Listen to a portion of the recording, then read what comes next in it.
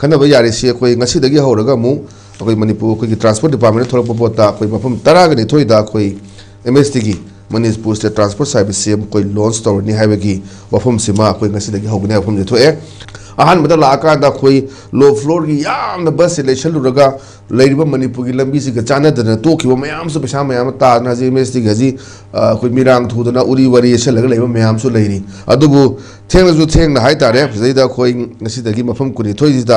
अमफम तरानि थोइदा अखोई लॉन्च तौरनी हाइदना लोरिबा खोंथांग से मसी बतांग सदी करि अफम थमिनिंगी बोबो Yes, transport हाइबसी अखोई सोसाइटी अमदा अमगी स्टेट अमदा संग यादरबा कैनोने को यामना मरुइबा कैनोने अखोई ट्रांसपोर्ट मीडियम ऑफ ट्रांसपोर्ट से अखोई मणिपुर यो ने तामो यंगबियो हुजिकसे अखोइना मणिपुर प्रजा मियामगी चथोक चसिंदा हुजि हाइबो मफम ट्राई थोइसी अखोई हानदी रुम चथोक चसिंदा फ्री एंड फेयर अदुम चलगा लेबो मफम सिंगने अदु प्रजा मियामना पामीबो कैनोदी चटपा याद्रिबा मफम सिंगदुदा गवर्नमेंट की इनिशिएटिव लौरगा चलनबियो हाइबनेबो अखोई मदुगिदु लंबी हांगदोपियो चथोक चचिन याद्रि मफमदुदा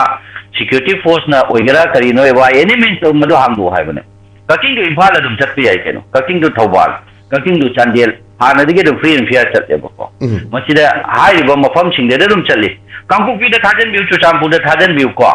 हाइबो केनो सिंगे हाईवे सिंगे लेबा तो मफम सिंगसिदा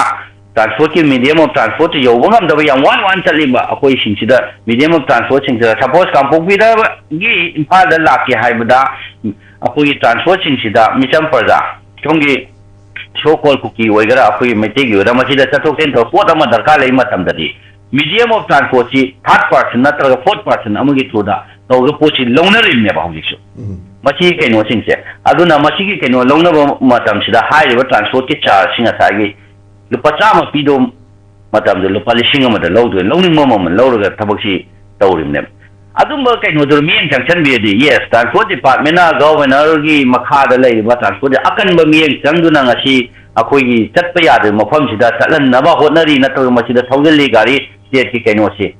चलनली हाइबतादी थादन दोरी हाइबतादी मियाम प्रजानसु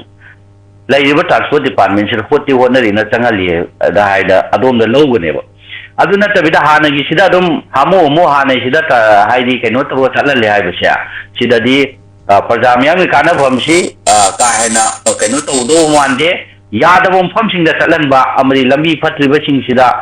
गवर्नमेंट की केनो सिंग चलगा सेंबीरगा हाइबा गवर्नमेंट की अखोई बस सिंग से ngасai केनो से ट्रांसपोर्ट सिंग से हाबीरदी मदुना प्रजा मियाम अचौबो महे म यानगनी अमरी ट्रांसपोर्ट डिपार्टमेंट की दसु माय यामना पाक अचौबो म ओइगनी ने सुमाइन थमदेदा